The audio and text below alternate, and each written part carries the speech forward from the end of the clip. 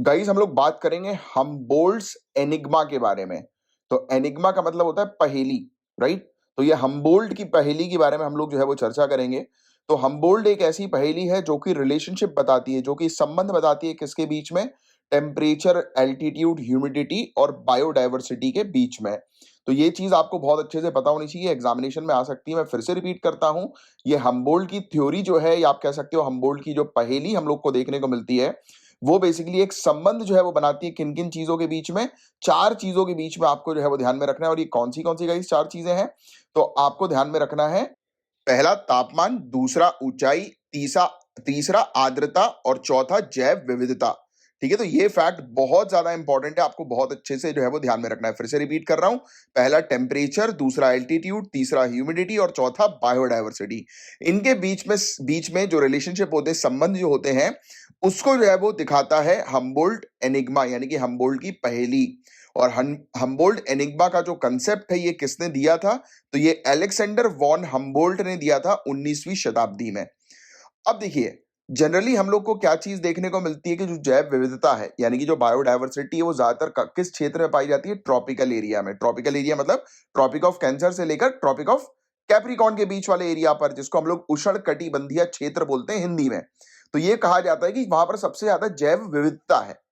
But ये जो पहेली है, हम्बोल्ट की पहेली, ये क्या कहती है कि ऐसा नहीं है।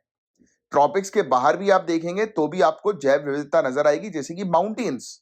भाई पर्वत की अगर हम बात करें तो पर्वत में भी बहुत डाइवर्स इकोसिस्टम हम लोग को देखने को मिलता है कि नहीं? करेक्ट।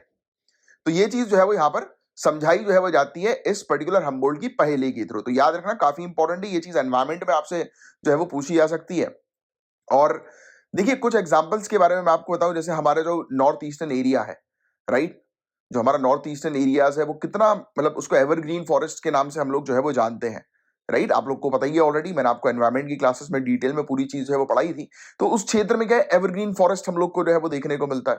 और उस क्षेत्र में जो है वो सबसे ज्यादा जो है वो जैव विविधता है, बायोडायवर्सिटी हम लोग को जो है वो देखने को मिलती है।